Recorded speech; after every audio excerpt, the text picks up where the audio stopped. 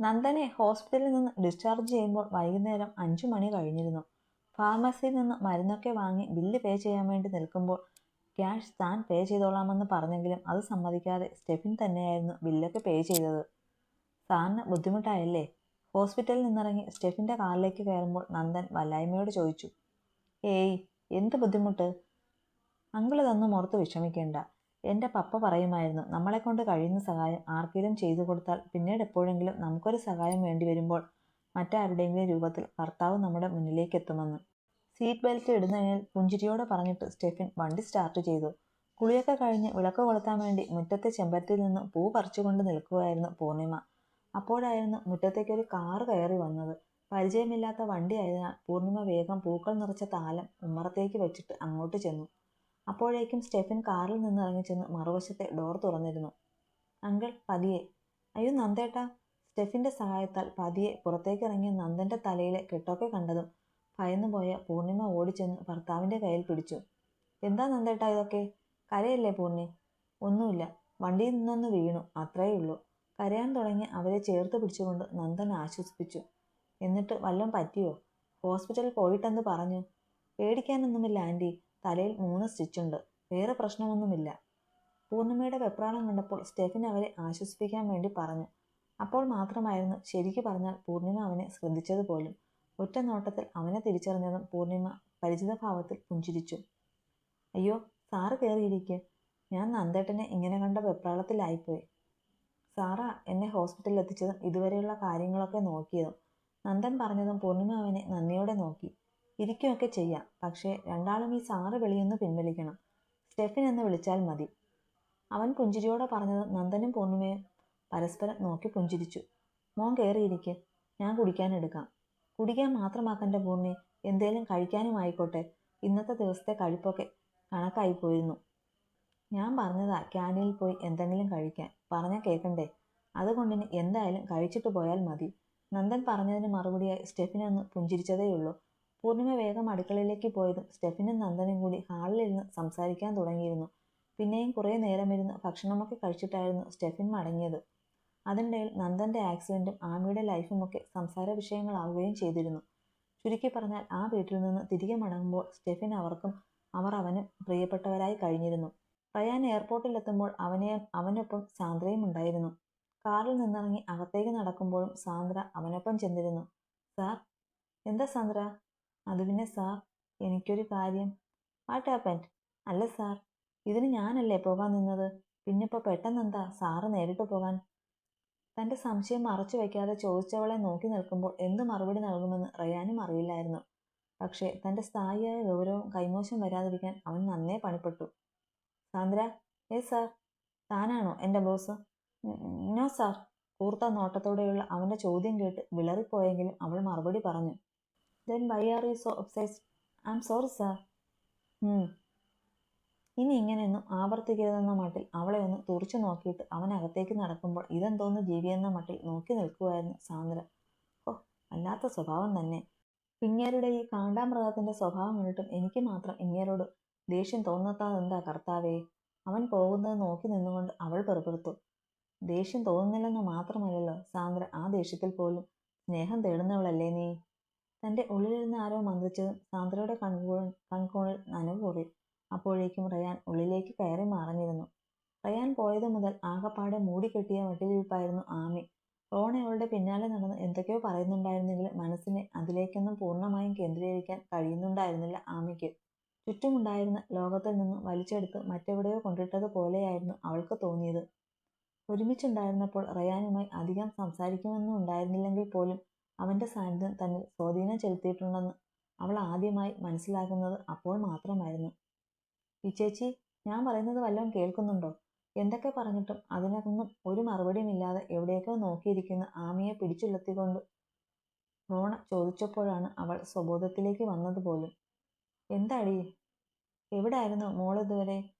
ഞാനിവിടെ പോകാൻ ഇവിടെ ഇരിക്കുവല്ലേ? ഉവ്വേ, ശരീരം ഇവിടെ ഉണ്ടായിരുന്നു, പക്ഷേ മനസ്സ് വേറെവിടെയായിരുന്നു. സത്യം പറയടി കള്ളിപ്പെണ്ണെ, ചാച്ചൻ പോയപ്പോൾ ഈ പൂച്ചക്കുട്ടിയുടെ ഹൃദയം കൂടി അടിച്ചോണ്ടാണോ പോയേ?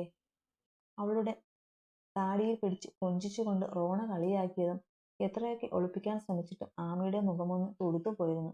ഒന്ന് പോ പെണ്ണെ, അയ്യോടാ, നാണം വന്നോ? രണ്ടും തമ്മിൽ വഴക്കോ ഡിവോഴ്സ് ചെയ്യുമെന്നുമൊക്കെ പറഞ്ഞു നടന്നിട്ടിപ്പോൾ ഞങ്ങളൊന്നും അറിയാതെ പ്രേമിക്കാൻ വല്ലതും തുടങ്ങിയോ? പ്രേമമല്ല, തേങ്ങാക്കൊല. പ്രേമിക്കാൻ പറ്റിയത് ചളുക്ക്. ആമി ചുണ്ടുപൊട്ടി. എന്താ എൻ്റെ ചാച്ചനൊരു? അവൾ പറഞ്ഞതിന് മറുപടിയായി റോണ എന്തോ പറയാൻ തുടങ്ങിയപ്പോഴായിരുന്നു ആമിയുടെ ഫോൺ റിങ് ചെയ്തത്. അമ്മയാണല്ലോ. ഹലോ അമ്മേ. തെളിഞ്ഞ മുഖത്തോടെ ഫോണെടുത്ത് വിളിച്ചവളെ നോക്കിയിരിക്കുമ്പോൾ റോണയിലും പുഞ്ചിരി തന്നെയായിരുന്നു. പക്ഷേ പൊടുന്നനെ ആമിയുടെ മുഖം മാറുന്നതും കണ്ണുകൾ നിറയാൻ തുടങ്ങുന്നതും കണ്ട് അവൾ അമ്പരന്നു. എന്നിട്ടിപ്പോൾ അച്ഛൻ എവിടെ? ഹോസ്പിറ്റലിലാണോ? എന്തേലും കുഴപ്പമുണ്ടോ അമ്മേ? ഞാനിപ്പോൾ തന്നെ വരാം. ആമിയുടെ ചോദ്യവും അവസാനത്തെ പറച്ചിലും കേട്ടപ്പോൾ റോണയിലേക്കും ഭയം പടർന്നു നിന്നു. കാരണം എന്താണ് പ്രശ്നമെന്ന് മനസ്സിലായില്ലെങ്കിൽ പോലും നന്ദൻ എന്തോ സംഭവിച്ചിട്ടുണ്ടെന്ന് ആമിയുടെ സംസാരത്തിൽ നിന്ന് അവൾക്കും പിടികിട്ടിയിരുന്നു. എന്തായി ചേച്ചി? ആ ശരി അമ്മേ, ഞാനിപ്പോൾ വരാം. റയാനോടൊന്ന് പറയട്ടെ. റയാൻ. ആമി ഫോൺ വെച്ചിട്ട് അകത്തേക്ക് ഓടുന്നതും ബെഡ്റൂമിൻ്റെ വാതിൽക്കൽ ചെന്നു നിന്നവൻ്റെ പേര് വിളിക്കുന്നതും കണ്ട് റോണ ഓടി അവൾക്കരികിലെത്തി. അപ്പോൾ ശൂന്യമായ മുറിയിലേക്ക് നോക്കി ആശ്രയമറ്റതുപോലെ നിൽക്കുകയായിരുന്നു ആമി. റയാൻ. റോണയെ കണ്ടതും അവൾ പതിയെ പറഞ്ഞു. ചാച്ചൻ ഇവിടെ ഇല്ലല്ലോ ചേച്ചി. എൻ്റെ അച്ഛൻ. എനിക്ക് പോണ റോണ. ഏങ്ങിക്കരഞ്ഞുകൊണ്ട് തന്നിലേക്ക് ചാഞ്ഞവളെ ചേർത്ത് പിടിക്കുമ്പോൾ ഒരു നിമിഷം എന്ത് ചെയ്യണമെന്ന് അറിയാതെ പോയിരുന്നു റോണയ്ക്കും. എയർപോർട്ടിലെ പ്രൊസീജിയേഴ്സ് ഒക്കെ കഴിഞ്ഞ് വെയിറ്റ് ചെയ്തിരിക്കുമ്പോഴായിരുന്നു റയാൻ്റെ ഫോണിലേക്ക് സ്റ്റെഫിൻ്റെ കോൾ വന്നത്. ഹലോ, എന്തായടാ? ഹോസ്പിറ്റലിൽ നിന്ന് വീട്ടിൽ കൊണ്ടാക്കിയിട്ട് ഞാനിപ്പോൾ വീട്ടിലോട്ട് വന്നു കയറിയതേ ഉള്ളൂ. പ്രശ്നമൊന്നുമില്ല. തലയിൽ 3 സ്റ്റിച്ചുണ്ട്, വേറൊന്നുമില്ല. അല്ല, ഇത്ര കഷ്ടപ്പെട്ട് എന്നെ വിളിച്ചു വരുത്തി കൂട്ടിരുത്തിയിടേണ്ട കാര്യമൊക്കെ ഉണ്ടായിരുന്നോടാ? അവർക്ക് നിന്നോടുള്ള മനോഭാവം മാറ്റാൻ പറ്റിയൊരു അവസരമായിരുന്നില്ലേ ഇത്? ഫോണിലൂടെയുള്ള സ്റ്റെഫിൻ്റെ ചോദ്യം കേട്ട് റയാൻ പതിയെ ഒന്ന് ചിരിച്ചു. അതിൻ്റെ ഒന്നും ആവശ്യമില്ലടാ. അങ്ങനെ ആപത്തിന് സഹായിച്ചതിന് പകരമായിട്ട് കിട്ടുന്ന മരുമകൻ പട്ടമൊന്നും വേണ്ട. അതിൻ്റെ പേരിൽ കഷ്ടപ്പെട്ടവരെന്നെ അംഗീകരിക്കുകയും വേണ്ട. അല്ലേ തന്നെ കിട്ടേണ്ടിടത്ത് നിന്നും കിട്ടാത്ത പരിഗണന അവരിൽ നിന്ന് കിട്ടിയിട്ട് എന്തിനാ? നീ എന്താ അങ്ങനെ പറഞ്ഞത്? ആത്മീയമായി വീണ്ടും. നത്തിങ്. ഞാൻ വെറുതെ എന്തോ. നീ അവളോട് പറഞ്ഞോ അങ്കിളിൻ്റെ കാര്യം? ഇല്ല. പറഞ്ഞാൽ പിന്നെ ഞാൻ എങ്ങനെ അറിഞ്ഞെന്നാവും ചോദ്യം. അതുകൊണ്ട് ഞാനൊന്നും പറയാൻ പോയില്ല. പക്ഷേ എൻ്റെ ഷർട്ടിൽ ബ്ലഡ് കണ്ടിട്ടെന്ത് പറ്റിയെന്ന് ചോദിച്ചു. അപ്പോൾ സാന്ദ്ര വീണ് തല പൊട്ടിയപ്പോൾ അവളെയും കൊണ്ട് ഹോസ്പിറ്റലിൽ പോയിട്ട് വരുവാണെന്നാ പറഞ്ഞത്. റയാൻ പറയുന്നത് കേട്ടിരിക്കുമ്പോഴാണ് അതിനിടയിലൂടെ എയർപോർട്ടിലെ അനൗൺസ്മെൻ്റ് അവൻ്റെ കാതിൽ പതിഞ്ഞത്. പെട്ടെന്ന് സ്റ്റെഫിൻ്റെ മുഖം ചുളിഞ്ഞു. നീ ഇതെവിടെയാ? ഞാൻ എയർപോർട്ടിലാ. മസ്കറ്റിൽ വെച്ചൊരു ബിസിനസ് മീറ്റിനെ കുറിച്ച് നിന്നോട് പറഞ്ഞിരുന്നില്ലേ? അല്ല, അതിന് സാന്ദ്രയെ വിട്ടാൽ മതിയെന്നല്ലേ നീ നേരത്തെ പറഞ്ഞത്? പിന്നെ ഇപ്പോൾ നീ നേരിട്ട് തന്നെ പോണ എന്തിനാ? പിന്നെ എന്താടാ? എന്താന്ന് വെച്ചാലൊന്ന് പറ. ഞാൻ നിന്നെ വിളിച്ചോളാടാ. അകത്തേക്ക് പോകാൻ ടൈമായി. ബൈ. എടാ. സ്റ്റെഫിൻ എന്തോ പറയാൻ ശ്രമിച്ചെങ്കിലും അത് പൂർത്തിയാക്കും മുമ്പ് തന്നെ റയാൻ ഫോൺ കട്ട് ചെയ്തിരുന്നു. അസ്വസ്ഥതയോടെ ഫോൺ ബെഡിലേക്ക് ഇട്ടിട്ട് തലമുടിയിൽ വിരൽ കോർത്ത് വലിക്കുമ്പോൾ സ്റ്റെഫിനും കടുത്ത മാനസിക സമ്മർദ്ദത്തിൽ തന്നെയായിരുന്നു. മുറ്റത്തൊരു കാറ് വന്നു നിന്ന ശബ്ദം കേട്ടപ്പോഴായിരുന്നു വിവരമറിഞ്ഞെത്തിയ അനിലിനോടും സുലജയോടും സംസാരിച്ചിരിക്കുകയായിരുന്ന നന്ദൻ ഉമ്മറത്തേക്ക് വന്നത്. അപ്പോഴേക്കും മറ്റുള്ളവർക്ക് മുന്നേ ആമി ഓടി അകത്തേക്ക് കയറിയിരുന്നു.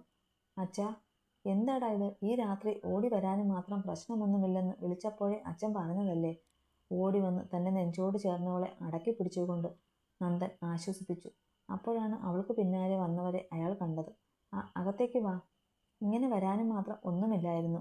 ചിരിക്കാൻ ശ്രമിച്ചുകൊണ്ട് നന്ദൻ പറഞ്ഞതും പോളും റൂബിയും ജെസ്സിയും റോണയും കൂടി അകത്തേക്ക് കയറി വന്നു. എന്താടോ ഉണ്ടായത്? അവസരം മുതലാക്കി സംബന്ധം കൂടാൻ വന്നതാ കള്ളക്കൂട്ടങ്ങൾ. എല്ലാവരെയും ഒരുമിച്ച് കണ്ടതും അനിലിൻ്റെ മുന്നിൽ നിന്നുകൊണ്ട് സുജല പിറുപിറുത്തു.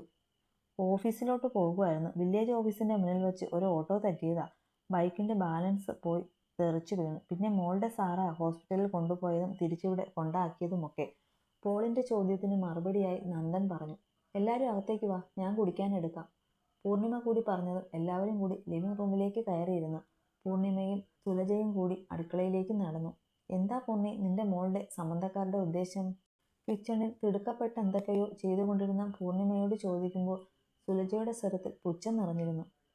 അതിപ്പോൾ ഇത്ര ചോദിക്കാൻ എന്താ ഏട്ടത്തി? അവർ പറഞ്ഞത് ഏട്ടത്തിയും കേട്ടതല്ലേ? അവർ നന്ദേട്ടൻ്റെ കാര്യം അറിഞ്ഞുകൊണ്ട് വന്നതാ. ഉവ്വ. എനിക്ക് ഏതായാലും അങ്ങനെയൊന്നുമല്ല തോന്നുന്നത്. ഇതിനൊക്കെ ഒരർത്ഥമേ ഉള്ളൂ. അവർ അവസരം മുതലാക്കുക. ഇപ്പോഴാകുമ്പോൾ കയറി വരാനൊക്കെ കാരണമുണ്ടല്ലോ. പിന്നെ പതിയെ പതിയെ ബന്ധക്കാരുമാകാമല്ലോ. അതിലിപ്പോൾ എന്താ ഏട്ടത്തി ഒരത്ഭുതം? ആദിമോളുടെ കഴുത്തിൽ ആ കൊച്ചൻ കെട്ടിയ താലി കിടക്കുന്ന സ്ഥിതിക്ക് അതങ്ങനെ തന്നെയല്ലേ വേണ്ടത്? നിനക്കിത് പറയാൻ ഒട്ടും ഉളുപ്പ് തോന്നുന്നില്ലേ പൂർണ്ണി?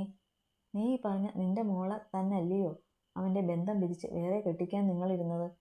എന്നിട്ടിപ്പോൾ ഇതൊക്കെ പറയാൻ നാണോ മാനോ ഇല്ലെന്നാണെന്നോ ഞാൻ ആലോചിക്കുന്നത്? അറപ്പുളവാക്കുന്ന എന്തോ ഒന്ന് കേട്ടതുപോലെയുള്ള സുലജയുടെ പറച്ചിൽ കേട്ടപ്പോൾ പൂർണിമയ്ക്കൊരു വല്ലായ്മ തോന്നിയെങ്കിലും അവർ മറുപടിയൊന്നും പറഞ്ഞില്ല. എന്താടി നിനക്ക് മറുപടിയില്ലേ? ഞാൻ എന്ത് പറയാനാ ഏട്ടത്തി? ഏട്ടത്തി പറഞ്ഞതൊക്കെ നേരാ. അങ്ങനെ ഒരു ആലോചന നടന്നിരുന്നു. പക്ഷേ അത് നടന്നില്ലല്ലോ. ആദിയുടെ കഴുത്തിൽ എപ്പോഴും റയാൻ കെട്ടിയ താലിയുമുണ്ട് താനും. പിന്നെ നമ്മളായിട്ടെന്ത് ചെയ്തിട്ട് കാര്യം? എല്ലാവർക്കുമുള്ള ജ്യൂസുമായി ഹാളിലേക്ക് പോകും മുമ്പ് പൂർണിമ പറഞ്ഞു. അവളുടെ ഒരു വിശദീകരണം. ഓന്ത് മാറുമോ ഇതുപോലെ? കെട്ട കൂട്ടങ്ങൾ. കയ്യിൽ പൂത്ത കാശുണ്ടേൽ പിന്നെ നസ്രാണി ആയാലെന്താ, മുസ്ലിം ആയാലെന്താ? ദേഷ്യവും പുച്ഛവും നിറച്ച സ്വരത്തിൽ പറഞ്ഞിട്ട് സുലജയും ചവിട്ടിക്കുലുക്കി അവരുടെ പിന്നാലെ ചെന്നു. പിന്നെയും കുറേ സമയം കൂടി ഇരുന്ന് സംസാരിച്ചിട്ട് ആമിയെയും അവിടെ നിർത്തിയിട്ടായിരുന്നു പോളും കുടുംബവും മടങ്ങിയത്. അല്ലടി, ഏതായാലും തമ്മിൽ ബന്ധം കൂടാൻ തീരുമാനിച്ച മട്ടാണല്ലോ ഇപ്പോൾ കാണുന്നത്. അതുകൊണ്ട് ചോദിക്കുക, ഇവിടെ ഇങ്ങനൊരു കാര്യം നടന്നെന്നറിഞ്ഞിട്ട് നിന്റെ ഭർത്താവ് വരാത്തതിന് പറഞ്ഞ കാരണം ഉള്ളത് തന്നെയാണോ? പോളിനെയും കുടുംബത്തെയും യാത്രയാക്കി തിരികെ വന്ന ആമിയോടായി സുലജ ചോദിച്ചു. ഇവിടെ വന്ന് കള്ളം പറയേണ്ട കാര്യമൊന്നും എനിക്കോ അവർക്കോ ഇല്ല അപ്പച്ചി. റയാൻ മസ്കറ്റിൽ തന്നെയാ ഉള്ളത്. അവളുടെ ചോദ്യം ഇഷ്ടപ്പെടാത്ത മട്ടിൽ മറുപടി പറഞ്ഞിട്ട് ആമി ചെന്ന് നന്ദന്റെ അരിയിലേക്ക് ഇരുന്ന അയാളുടെ നെഞ്ചിലേക്ക് മുഖം പൂഴ്ത്തി. നന്ദനും കൂടുതലൊന്നും ചോദിക്കാതെ അവളെ ചേർത്ത് പിടിച്ചു. പോലീസ് സ്റ്റേഷന്റെ മുന്നിലേക്ക് ചെന്ന് നിന്ന ഓട്ടോറിക്ഷയിൽ നിന്ന് മധ്യവയസ്കരായ ഒരു സ്ത്രീയും പുരുഷനും ഇറങ്ങി.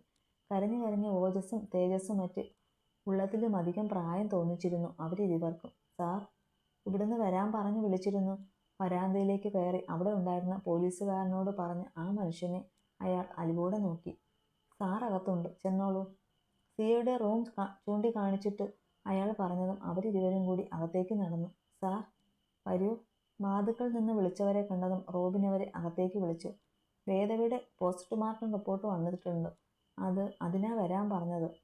അവരോടത് പറയാൻ വിഷമം തോന്നിയെങ്കിലും റോബിൻ പറഞ്ഞു തുടങ്ങി. സാർ, ഞങ്ങളുടെ കുഞ്ഞ്. വിഷമിക്കരുതെന്ന് പറഞ്ഞിട്ട് കാര്യമില്ലെന്നറിയാം. പക്ഷേ വേദയുടെ കേസിൽ ഞങ്ങളൊരു വിട്ടുവീഴ്ചയും ചെയ്യില്ല. അന്വേഷണം ഏറ്റവും നന്നായി തന്നെ നടക്കുന്നുണ്ട്. എത്രയും പെട്ടെന്ന് ഇതിന് പിന്നിലുള്ളവരെ നിയമത്തിന് മുന്നിൽ കൊണ്ടുവരികയും ചെയ്യും. വേദയുടെ പോസ്റ്റ്മോർട്ടം റിപ്പോർട്ട് ആ മനുഷ്യന്റെ കയ്യിൽ കൊടുത്തുകൊണ്ട് റോബിൻ പറഞ്ഞത് കേട്ടതും ആ സാധുക്കൾ പൊട്ടിക്കരഞ്ഞു പോയിരുന്നു. ഒരേയൊരു മകൾ നഷ്ടമായ ആ മാതാപിതാക്കളുടെ ഹൃദയഭാരത്തിന് മുന്നിൽ ഒരു വാക്കുപോലും തിരികെ നൽകാനില്ലാതെ ഇരുന്നതേയുള്ളൂ റോബിൻ. സാർ എന്താ റിപ്പോർട്ടിനെ കുറിച്ചൊന്നും അവരോട് പറയാഞ്ഞത്? വേദയുടെ അച്ഛനമ്മമാർ പുറത്തേക്ക് പോയതും അങ്ങോട്ട് കയറി വന്ന ഒരു പോലീസുകാരൻ റോബിനോട് ചോദിച്ചു. ഞാൻ എന്താടോ ആ പാവങ്ങളോട് പറയേണ്ടത്? ആ പെൺകുട്ടിയെ ആരോ ഉപദ്രവിച്ച് റെവിൽപ്പാളത്തിൽ കൊണ്ടിട്ടതാണെന്നോ? അത് പറഞ്ഞവരെ നോവിച്ചിട്ടെന്ത് കിട്ടാനാടോ? ഒന്നുമില്ല. പിന്നെ ആ കുട്ടിക്കും ഈ പാവങ്ങൾക്കും വേണ്ടി നമുക്കൊന്നേ ചെയ്യാനുള്ളൂ. ആ കുടുംബത്തിനെ ഗതി വരുത്തിയവരെ നിയമത്തിന് മുന്നിൽ കൊണ്ടുവരണം. അതിന് ആരായാലും. മുഷ്ടി ചുട്ടിപ്പിടിച്ച് വാശിയോടെ റോബിൻ പറഞ്ഞു.